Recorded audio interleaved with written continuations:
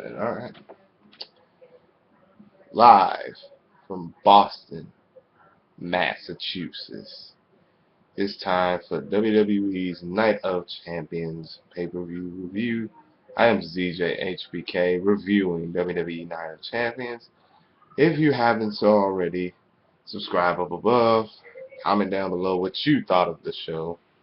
First off, before I start, I have some fantastic news. As you heard earlier this week, Jerry the King Lawler is doing fantastically well. He suffered no brain damage, thank God. And he, as announced by Michael Cole, will be in Memphis tomorrow.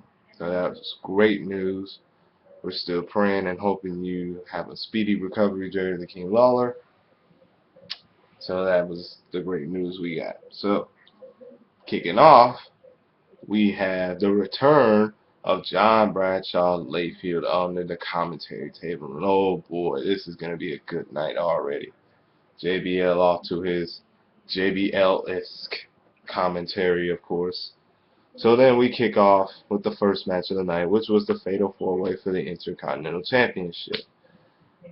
Miz and Cara, Rey Mysterio, and Cody Rhodes. Decent opener to kick off the show. Thought Mysterio and Sin Cara looked a little bit slow.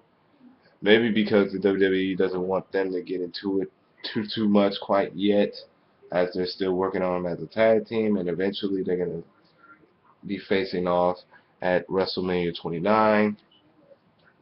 So they didn't want them to face off too much, and Cody Rhodes did a pretty good job. Miz did a pretty good job. Finish came with Sin Cara put on his mask, his separate mask on the Miz. Miz was kind of blinded for a second. Cody was going to hit the crossroads on Sin Cara.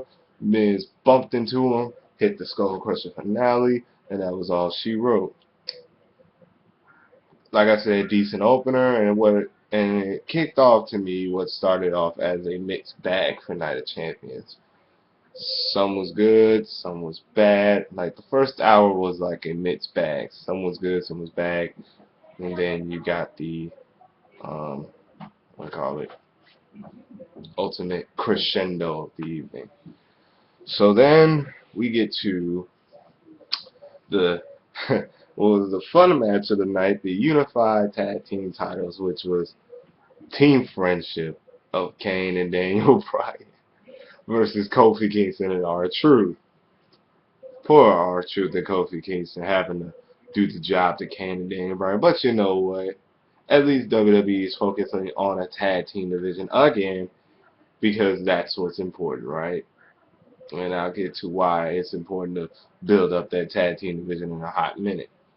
But again, a fun match. You knew who was going to go over here, and the way they went over was funny as all hell. Daniel Bryan pushes Kane, gets a splash on Kofi.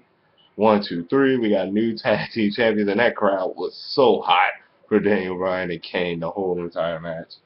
Afterwards, it was arguing, I'm the tag team champion. No, I'm the tag team champion. No, I am the tag team champion. Like that was just hilarious. I am so, you cannot fathom how so looking forward I am to these fools as tag team champions. This is gonna be freaking awesome. Um, so then we go to the next match, which was, we go to a backstage segment first. The fucking Divas, Caitlyn was being injured and whatever. Man, fuck it. So anyway, we go to the next match, which was Dolph Ziggler versus Randy Orton. Like I said, this completed, well, it didn't complete it, but it kind of completed the mixed bag of good and bad first hour of Night of Champions. And it just, like, what the fuck?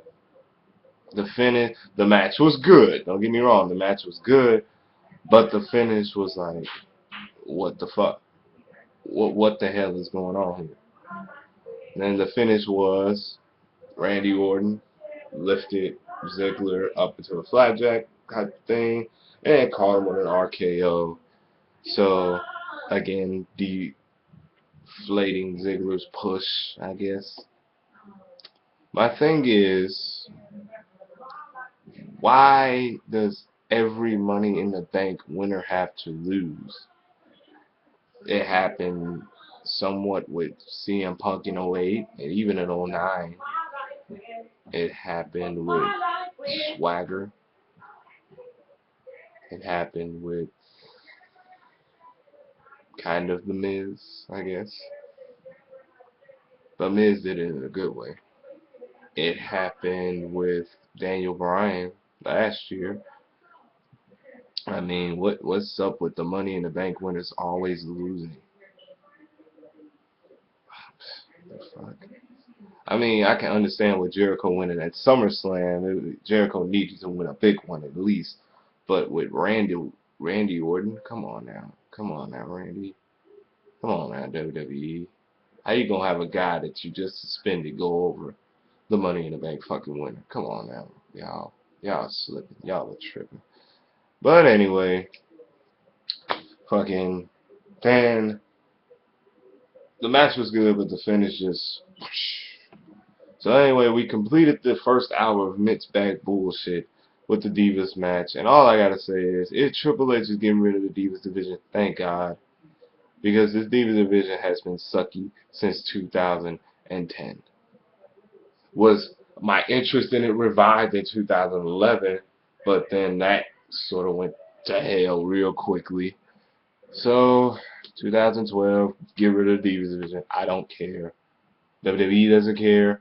I sure as hell don't care. If you're gonna get the tag team division resurgent again, be my fucking guest. I don't care. I just don't care for the Divas no more. For the good Divas, send them over to TNA. At least TNA gives a fuck about their Divas. I mean, not Divas, knockouts. At least they give a fuck about their knockouts. WWE can give two fucks about the Divas. So, that completed the first hour, which I call a mixed bag. The second hour kicked off with a bang with the World Heavyweight Championship match. But before we did that, we got the announcement from the. Oh, wait. Ready? The sixth time. Sixth time. Sixth time. Sixth time. Sixth time. Sixth time. World Champion. Booker T, General Manager. We got it. We got an announcement from the GM that due to his brilliant investigation, that the Bro Kick has been reinstated. So if the Bro Kick has been reinstated, then my question to you, and you all feel free to answer this in the comment section down below, is what in the fucking point was the whole reason the Bro Kick was banned? You were supposed to have Sheamus feel vulnerable, yet the Bro Kick is reinstated. How does that make him vulnerable still? Anyway, the matches, what it was at Money in the Bank, what it was at SummerSlam. So my interest in it, not all that in there. I mean, once the Bro Kick was reinstated, it that interest went way out of the window. So your winner, of course, Sheamus by what? Bro Kick. Sheamus is still world champion. I hate to say this, but Sheamus needs to say goodbye to that World Heavyweight Championship because it's pissing me off. It's getting on my nerves now. Whatever. So anyway, we go from that to, in my opinion, and I know it's everybody's gonna be everybody's opinion, the highlight of this freaking show, the match of the night. Close candidate for match of the year, maybe. We'll see. John Cena versus CM Punk. The match that the match that was this entire show was built around, basically. CM Punk, Paul Heyman, first of all, coming out was decent, good, number one. Number two, CM Punk wearing a fucking Yankees attire was gold. And number three, though it may be short term and it may be for a good cause, John Cena wearing a fucking pink attire. That was kind of fucking hilarious to me. So, this match was freaking awesome. Is it? Did it live up to the standards? Is it better than SummerSlam 2011? By far, because you didn't have Triple H in there sucking all the damn wind out of it. And number two, did it live up to Money in the Bank 2011 standards? Hell no, but it would have been close. It would have been close. Once again, John Cena's in his hometown, so you know he's going to get some of the responses. CM Punk, to my surprise, kind of carried this match a little bit. Cena carried some of the low, too. CM Punk, being CM Punk, great worker in this match. John Cena kind of surprised me tonight. Did he surprise y'all? He surprised the fuck out of me. Cena fucking broke out a goddamn suicide dive. Cena broke out a suicide dive. He broke out a goddamn super. John Cena was just phenomenal. This match was fucking amazing. Fucking phenomenal. What an amazing match. You had the two commentators that was perfect for this. Michael Cole sucking up to Cena. JBL sucking up to CM Punk. Fucking Cena doing all the shit that you normally wouldn't see Cena do, like a fucking suicide dive. That was my mark out moment of the night. And CM Punk pulled out the moonsault. CM Punk basically being CM Punk. Now, if he would have pulled out fucking Pepsi Plunge, that would have been epic. But the ending, to me, and kind of understandably so, why they did this, John Cena pulled out a fucking German suplex from the top rope. And he got his shoulders pinned. Well, he pinned CM Punk, but they say his shoulders was pinned on the mat too. So we thought Cena had won his 11th straight reign as WWE champion. I would have been fine with that because Cena hasn't been in the title picture for at least a year, right? I would have been decent with that.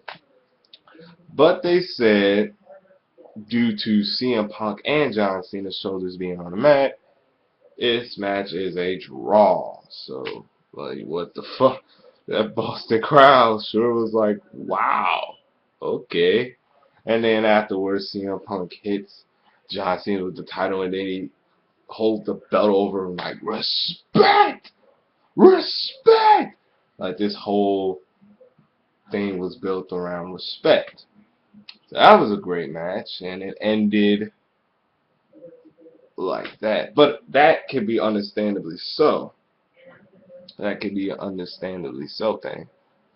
So, with that being said, and with that being performed, my thoughts on Night of Champions.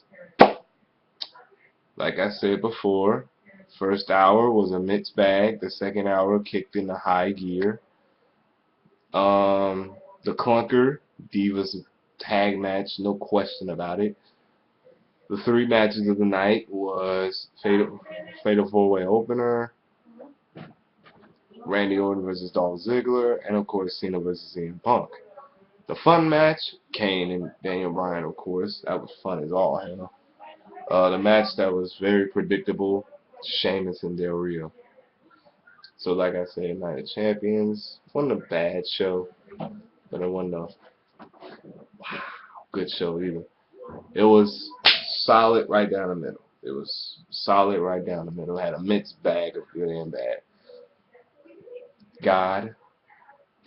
Triple H, get rid of the damn Divas division. Well, this is EJHBK, and if you haven't done so already, subscribe up above. Comment down below what you thought of Night of Champions. Pray for Lawler still, and signing out.